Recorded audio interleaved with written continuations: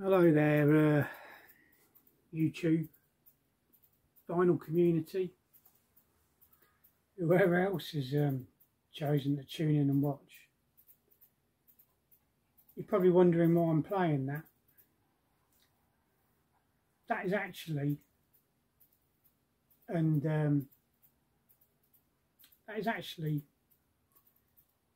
one of the first records that sort of made me investigate music, as it were. That and the cover of it, One Step Beyond by Madness. I was totally naive about music back in the day.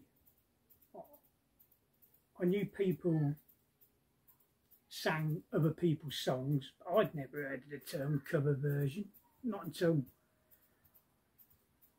One Step Beyond by Madness had come out, and a school friend of mine said, "You know it's a cover version, don't you?" Yeah, eh? But yeah, back then we didn't have the internet. You had to ask people. I had to ask music dealers, record shop owners, friends of mine, skinheads who were, you know, a lot bigger and a lot older than me, or go up the local library to see what I could find information wise. So yeah, you're probably wondering why on earth I'm playing that today. Actually, on this day in, well, not on this day, 24th of May 1938, a baby came into the world in Kingston, Jamaica, who would grow up to become one of the biggest music stars the island of Jamaica had ever produced.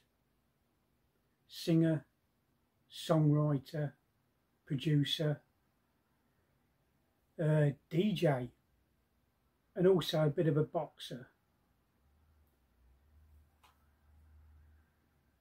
He would influence not only music in his home country, but music abroad,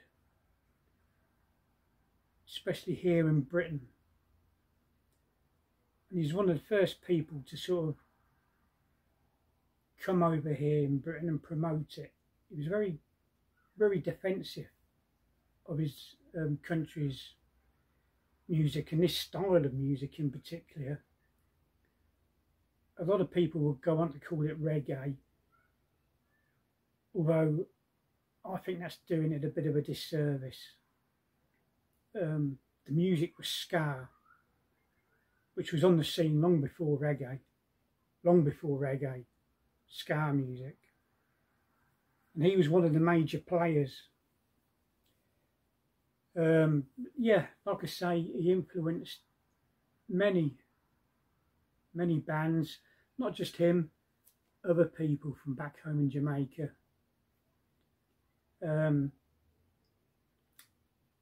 Especially over here in Britain, the two-tone movement. He influenced a few of the bands. One band in particular, which was these, one of my favourites, if not my actual favourite, Madness. They were named after one of his songs. The album One Step Beyond, well, you've just heard the original version. The first single released by Madness was a homage to this chap. It was called The Prince. And he would later go on to be known as the Prince of Peace. To me, one of the founding fathers, he was a godfather, the king of ska. One of my all-time favourite artists of the genre, perhaps even my actual favourite. It was on this day in 2016, the 8th of September, when he passed away. I think he was, 78. He was over in where he lived in Miami, Florida. His name was Cecil Bustamante Campbell. You might recognise the name. If you're a fan, you should do. If you know a bit about the music, you should do.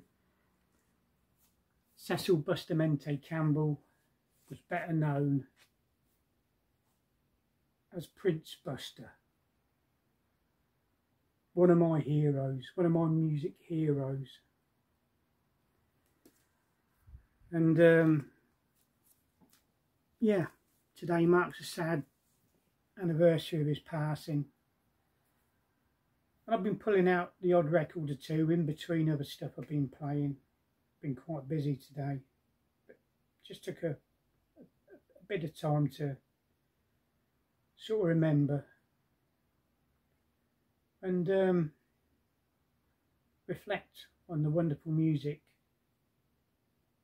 he left us. I've just pulled out a few records. I've left the 7-inch singles. Yeah, you've already seen this one. First Press. It's very earliest hits album. Later ones had more tracks on it. Okay.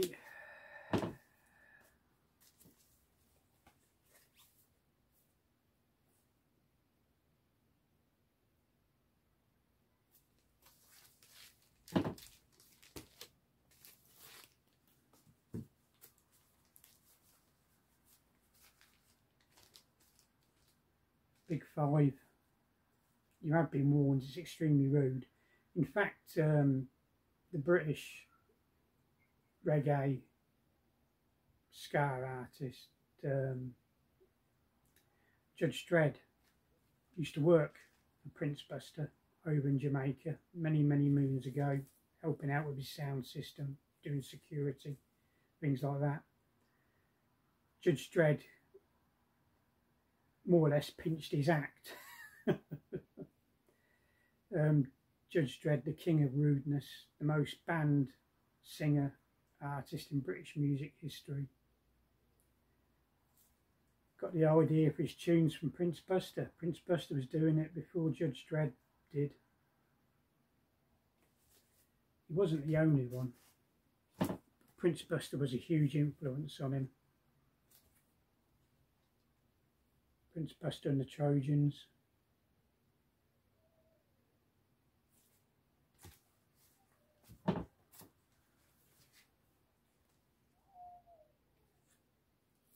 I Feel the Spirit, It's a reissue, this one. An original one in minty condition could set you back anything up to about £100. This is why I buy a lot of reissues. I haven't got the time, money or the patience to hunt out original mint pressings.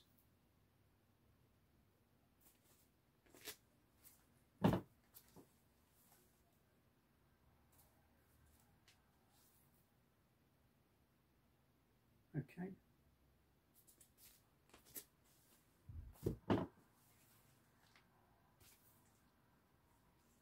Is this the big stuff?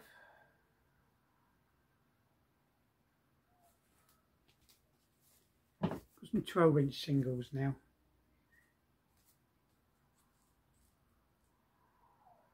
These are fairly cheap. You can generally pick these up for about a tenner, £7 to £10, perhaps a bit more if they're really minty. One Step Beyond, which you've just heard a bit of. On the other side is Al Capone, which the Specials sort of sampled, used to create their song Gangsters. Okay.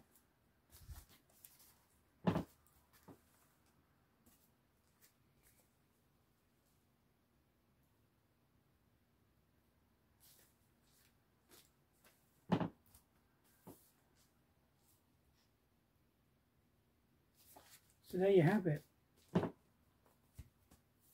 One of the godfathers, the founding fathers of ska. 8 years since he passed.